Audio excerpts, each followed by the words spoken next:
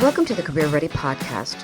Join us as we explore everything you need to know to be career ready, from resumes and cover letters to LinkedIn, interviewing, and more, with support from the Career Services Center at College of DuPage.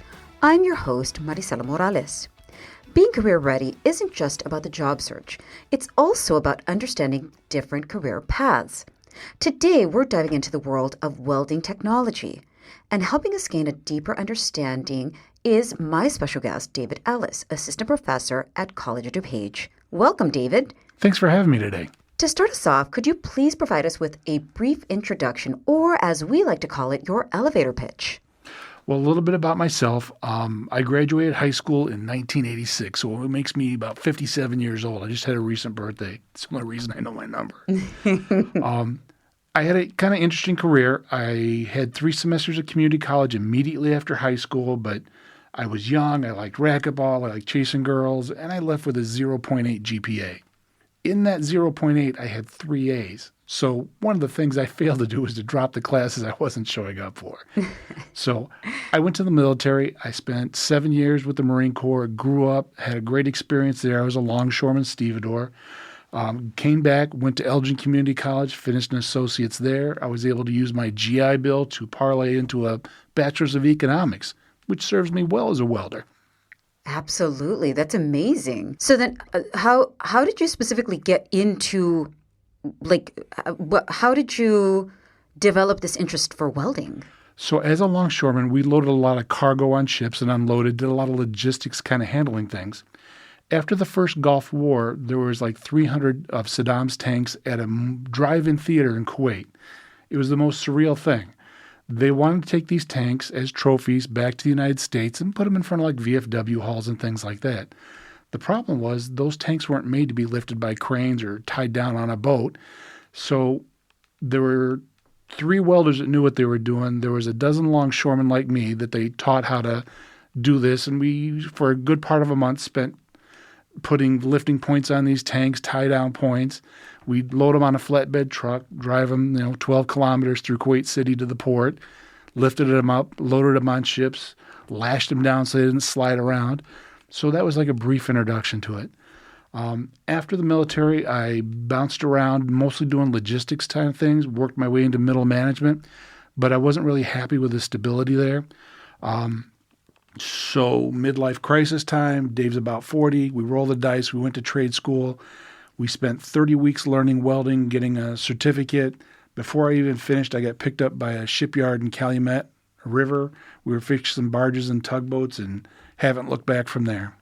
I love it. And what I love about your story is it's like what you were talking about, where you had a moment where you were exploring and you kind of had like a fork in the road and you pivoted in your career pathway. A lot of times, especially when we're young, people kind of think, oh, well, I need to know what I want to do. Or like sometimes our parents might think, well, what are you going to do? What are you going to do when you grow up? I think that we now have gotten a little bit better about it, but sometimes we still kind of fall into that. But it isn't easy to figure out what you want to do. Sometimes it does take some time to actually discover what you're passionate about, what you're truly interested in. So I really love that you are mentioning how you went through all of these different experiences and then somehow you had this eureka moment of like, oh, this is kind of interesting. And then it sort of kind of like went into like this career. So I love that. David, can you give us an overview of the welding field and the different career pathways it offers?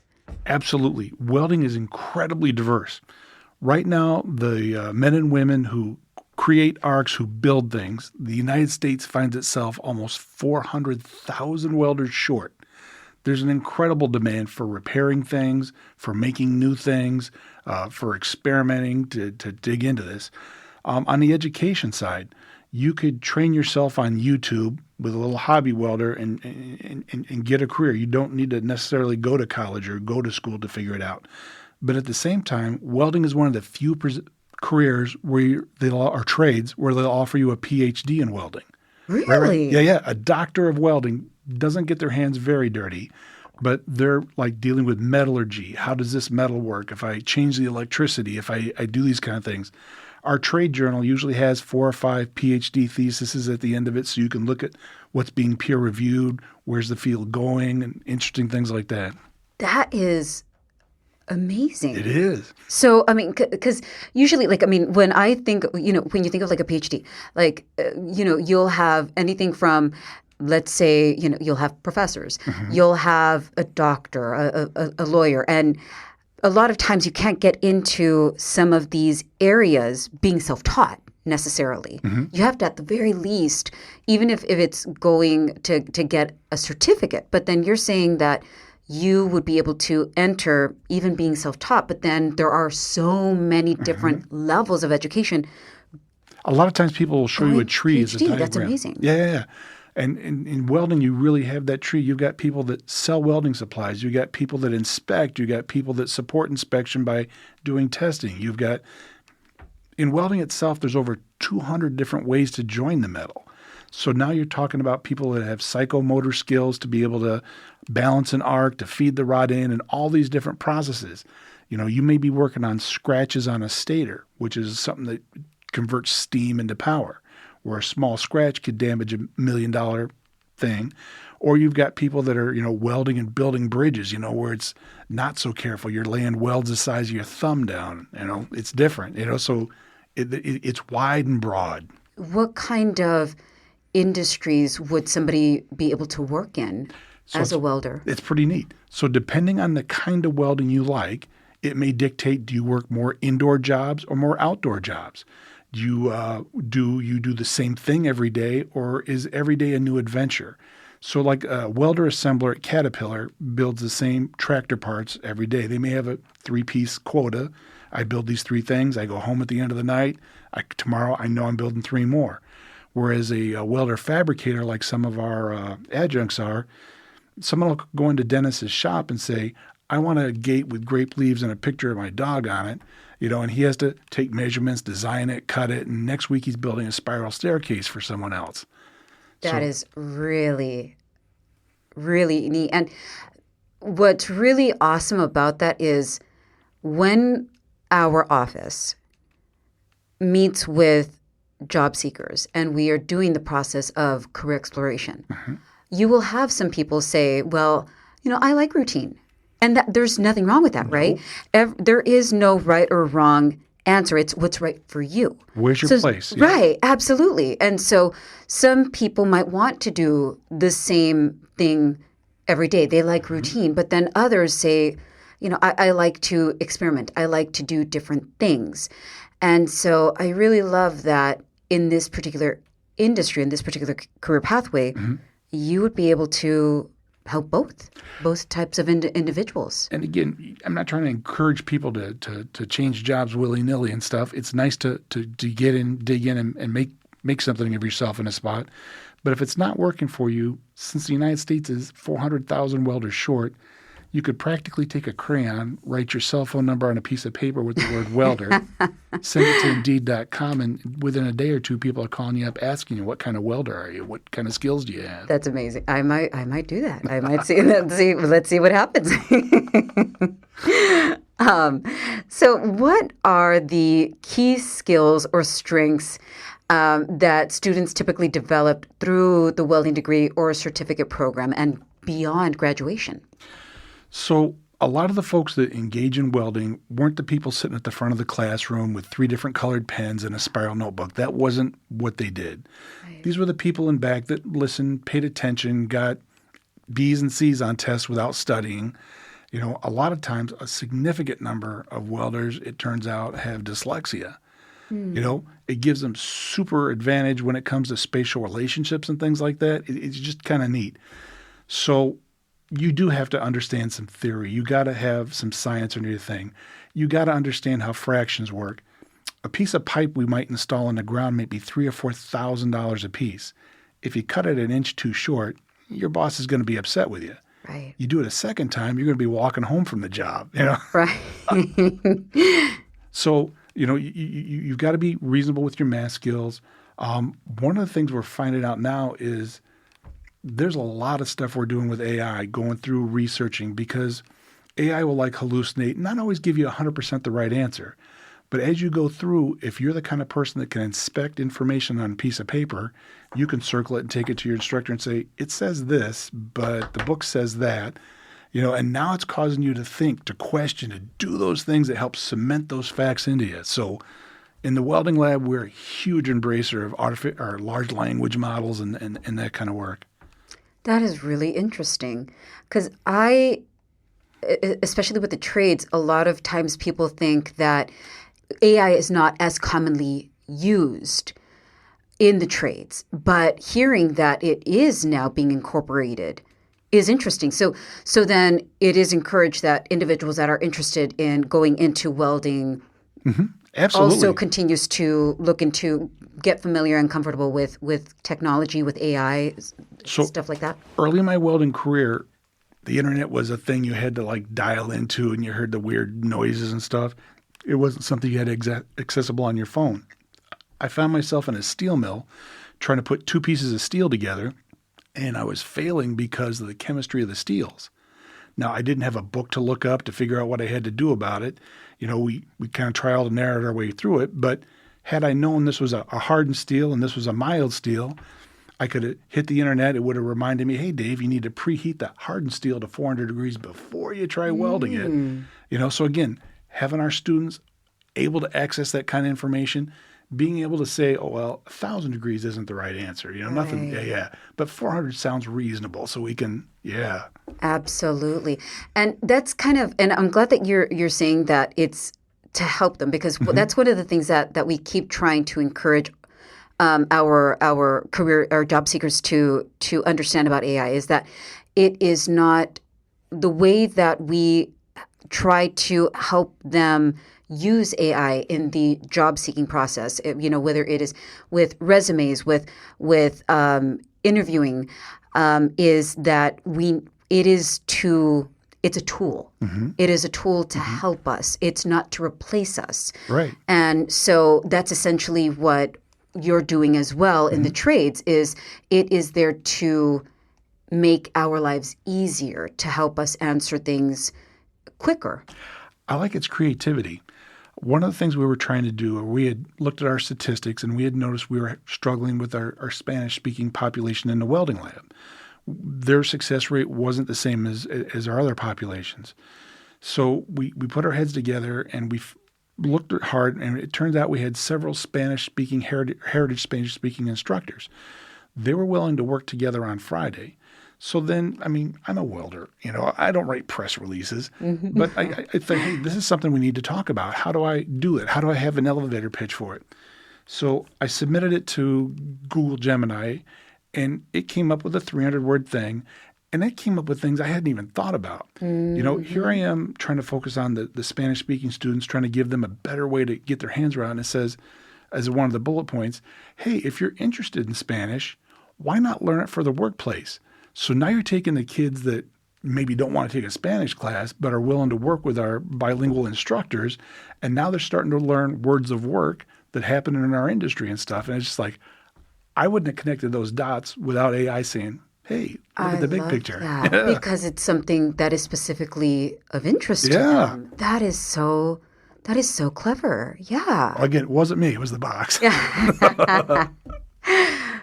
So with regard to individuals that are going into welding, are there any specific experiences or opportunities that you recommend for those that are interested in looking to grow professionally in this field? So a lot of the physical welding is psychomotor. If you were an athlete, if you played a physical game, you had a ball or something moving towards you. You had to process that with your eye. You had to move your hands to catch, grab, manipulate, or catch a soccer ball with your feet. You had to, in a split second, decide which person you're passing it to. Am I dribbling? Welding takes a lot of those same skills. You're using an electrical arc to consume an electrode, right, to affect a molten weld pool. You can make it longer. You can make it shorter. You can move faster. You can move slower. You can affect what you're doing there. But it's not like you have a timeout, let me consult the 3-ring binder here where I'm going to find out. You kind of have to feel your way through it. So I'm not trying to dissuade people that haven't had success in the athletic field, but those people tend to be more gifted at it. And again, you're working small, confined space. It's a lot cleaner than people think it is, give it credit for. I mean, it's not dingy, dirty work. We've got people that wear brand new clothes every day as they build satellites that go into outer space. It's crazy. That is interesting. So then what would you recommend? What kind of experiences or opportunities would you then recommend for individuals that are kind of curious about welding, whether it is to either explore and make sure that it is something that is right for them, or to break into the career pathway? So at the younger level, from like junior high up, if you participate in scouts, they've got a welding and metalworking merit badges where you get to come on campus. You get to try it for the first time over a course of a weekend, where you get to learn a small sliver of it on a specific process. You make a cute couple things to take home, and you've tested it. At the college level, Weld 1100 is a general class. It splits its time between the laboratory and the coursework. It's engineered in such a way that if you do not have the physical skill to weld, you can still pass the class because of the way we've weighted the theory of it. But you get to try 4 or 5 different things. You get to MIG weld, which is one of the most popular employable welding skills in our market. You get to stick weld, which is an excellent way to work outdoors. You get to TIG weld, which is super fine and precise. You get to use oxygen and fuel like acetylene to melt stuff in a more traditional way.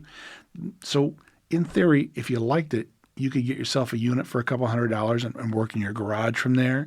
You could watch YouTube videos, figure out things. Because I keep going back to the athletic thing, I try to treat our laboratory like it's the batting cage. Mm-hmm. You're going to go in there and you're going to practice. And you wouldn't want to practice, kicking the soccer ball wrong. You want it to get it to lift up, to make it in the net and over someone's head. Well, you want to practice right. And if it's not behaving the way you want, I've got a number of coaches in that lab, right? Dr. Spall, how does this work? Why is it doing that? And he'll offer some technique changes, or he'll demonstrate it for you. Now you can try it. And again, it's a psychomotor thing where you need to own that process. If you do it once and get lucky, how are you going to do it next week? You need to understand why it behaved the way it did. Absolutely, because employers and whether it is a boss at a company or somebody who has contracted your work, they want to know that they can depend on consistency. Yes. They want to know that what you produce will be good all the time, yes. That it's going to meet a certain standard. You're absolutely right.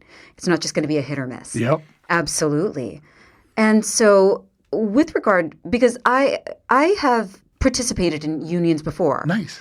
And when I heard, you and I have talked about unions and their unique role in the welding, in welding, and that it's a little bit different from other unions and other industries. Can you explain the role of unions in this pathway and in other trades for those students who are interested in pursuing this or other trades? Absolutely.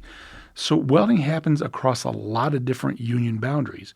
You've got carpenters that weld. You've got iron workers that weld. You got pipe fitters that weld, boiler makers that weld, millwrights. It happens in a lot of areas. And the neat thing about unions is they've kind of taken on the role of guilds.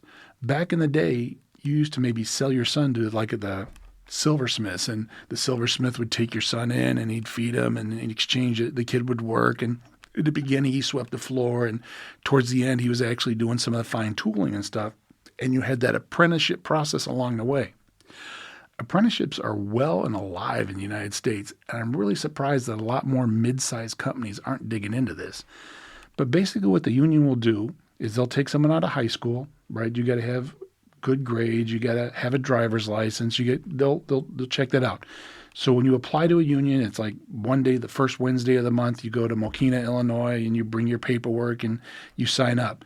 Maybe 3 months from now, they'll invite you in for a test where you take a written test. They try to look at people's aptitudes and stuff, and you'll be assigned a number. All right, we're going to take the first 200, so numbers 1 through 199, you're going to come in. So for like the first 90 days, they work them, they train them safety and stuff like that, and then they start paying them, right? You become an apprentice. So you get assigned to a contractor. You may be assigned to someone in, Hanover Park. So Monday through Thursday, you're working in Hanover Park. Friday, Saturday, you go back to the union hall and you train. So again, the first day you're probably not picking up a rod, but you're probably unloading the truck. As opportunities and as you demonstrate your skill, as you refine those kind of things, well, now they may have you start tacking, assembling things, right? Then as you are able to do that, okay, now I'm going to have you lay some welds over supervision. So it's a longer learning process. In the fitters, it's a 5-year apprenticeship. Really? Mm-hmm. That is fit. And that's what I really love is that you are bringing up the accessibility of apprenticeships, because a lot of the general public are unaware of apprenticeships. They think that getting certificates, that getting trained is something that they do not have access to. And an apprenticeship is a really wonderful opportunity if they look out for it, if they go seeking it. And it's the whole earn as you learn model. So I'm really glad that you mentioned it. And there's other models that other ways of training that you had mentioned as well. Everything from pursuing an associate's, a PhD. So I would really love to also hear a little bit more about the program that we have here at College of DuPage. How does the welding program at College of DuPage prepare students for careers in this industry?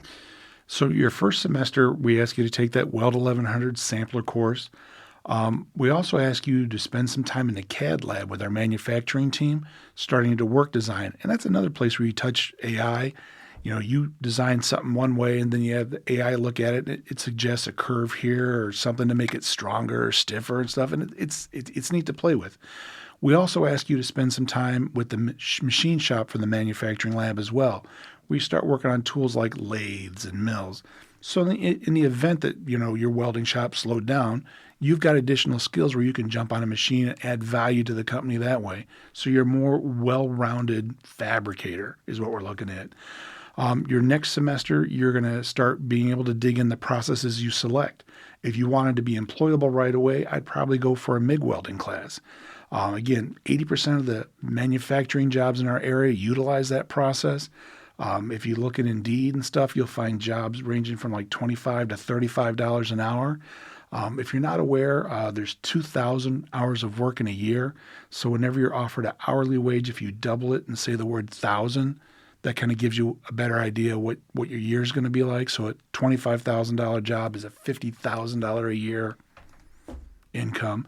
And again, with the unions and stuff like that, they negotiate what your skills would be sold for.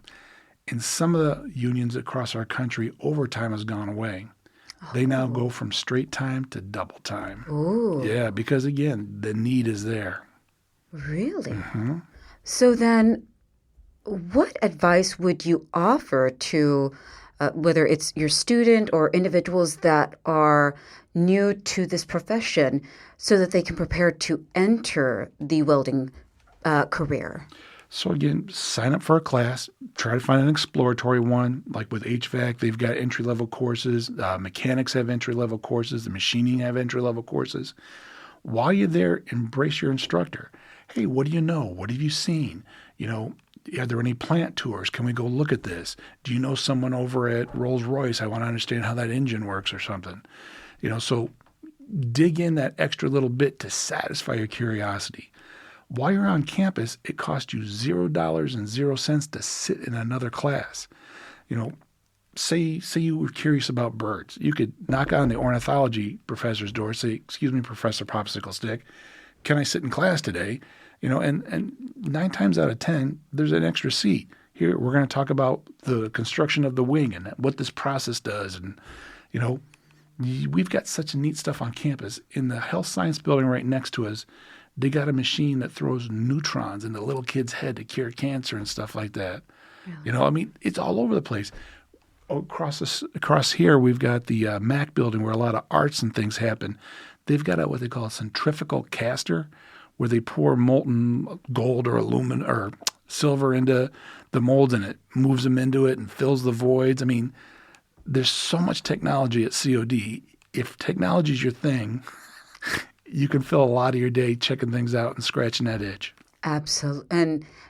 And just having, and just continuing to do as you experienced, you never know where that exploration will take you. Well, in career services, I think you guys were saying that, some phenomenal number, like 40% of the jobs that our students are going to fill haven't even been created yet. Absolutely. That is correct. You are absolutely correct. It's one of those things where everything especially with like AI, we don't know what is what is next to come. So it's always best to continue to learn, to continue to explore, to keep an open mind, because one, we are developing professionally, but also we are learning what fulfills us. Yes. And isn't that what is, so we do have that practical side. We want to pay our bills and then some, right? But it's more than that. It's about being fulfilled. Right. It's about, it like you said, scratching that itch. And so I think that you are really touching on something really important, which is to always keep exploring and to continue to develop. I love that. And this new economy that we work in, with everyone having a side hustle and stuff, again, it opens a lot of opportunities. Try things out. When you find something, then dig into it. But don't be afraid. And I think with welding, as you had mentioned, there are so many areas that it really does lend itself to that exploration, to that further, development and creativity and going into different lines of work if that's something that somebody would want to do. So I love that. And so where can somebody who is interested in learning more about the Welding Technology Program at COD, if somebody is interested in learning more, where can they go? So we're in the technology building, which is on the other side of Lambert Road. We're in between the rifle range and Homeland Security. Our shop operates 6 days a week. Monday through Friday, we're in there from 8 in the morning till 10 p.m. at night. Saturdays, we do morning and afternoon classes. And they're kicking around the idea of Weld Church on Sundays. What is that? Tell me more about that. Well, you had talked about people being kind of crafty, wanting to try some things. A nice welding machine, probably $2,000 to $3,000. But again, you get a simpler machine, maybe $200 or $300. But we've got crafters that build things for bazaars and stuff like that. They'll take a series of cutlery they got somewhere and turn it into butterflies or dragonflies. Yeah. So that group had been meeting on Saturdays. But again, as welding grows, there's starting to be more and more pressure on the lab.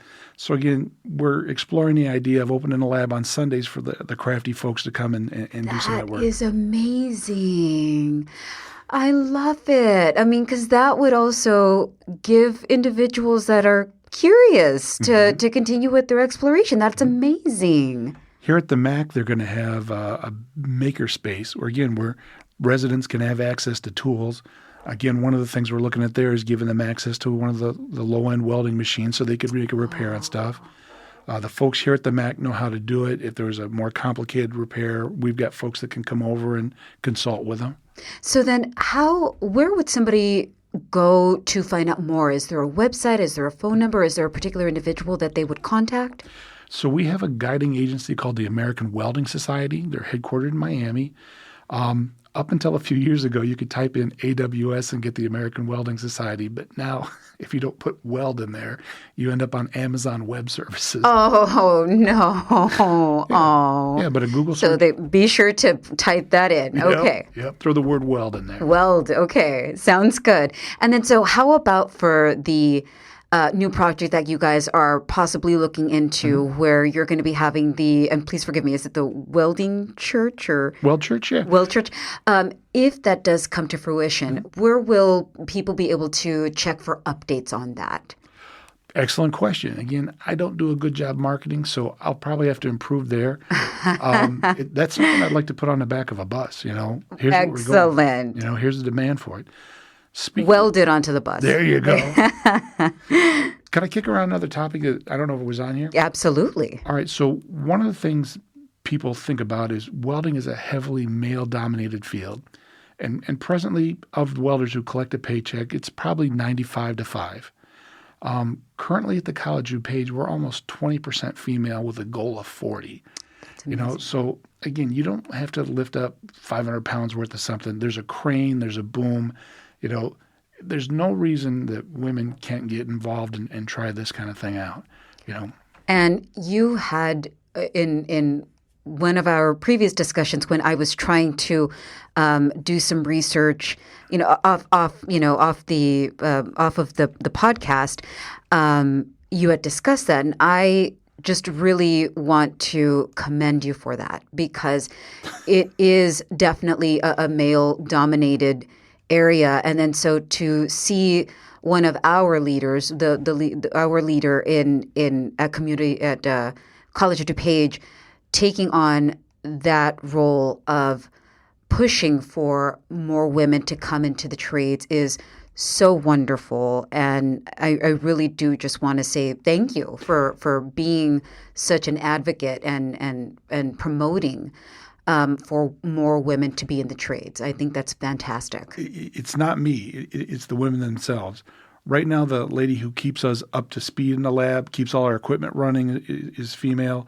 I've got 5 of the 14 instructors on our team are female.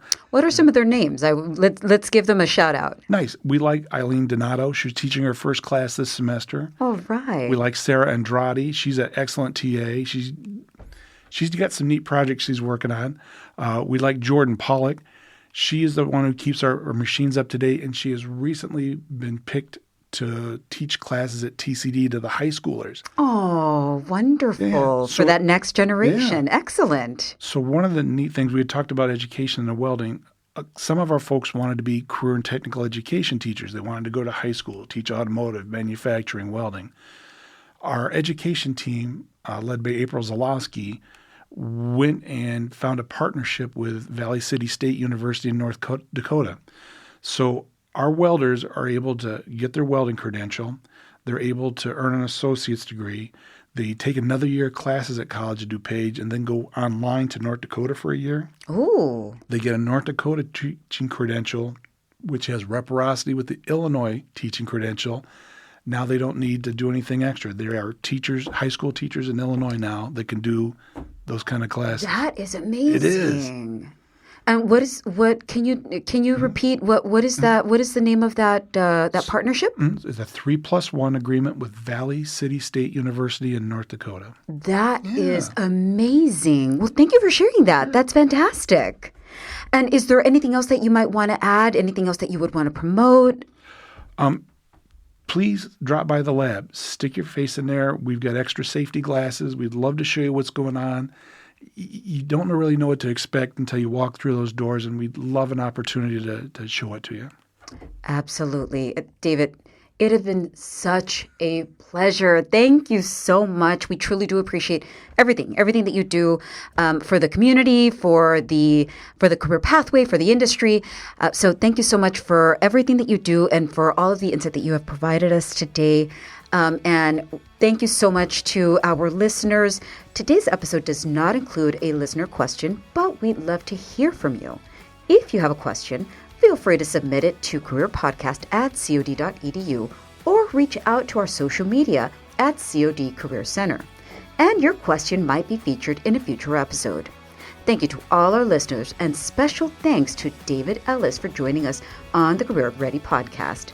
We hope this episode gave you a clearer understanding of the field of welding technology.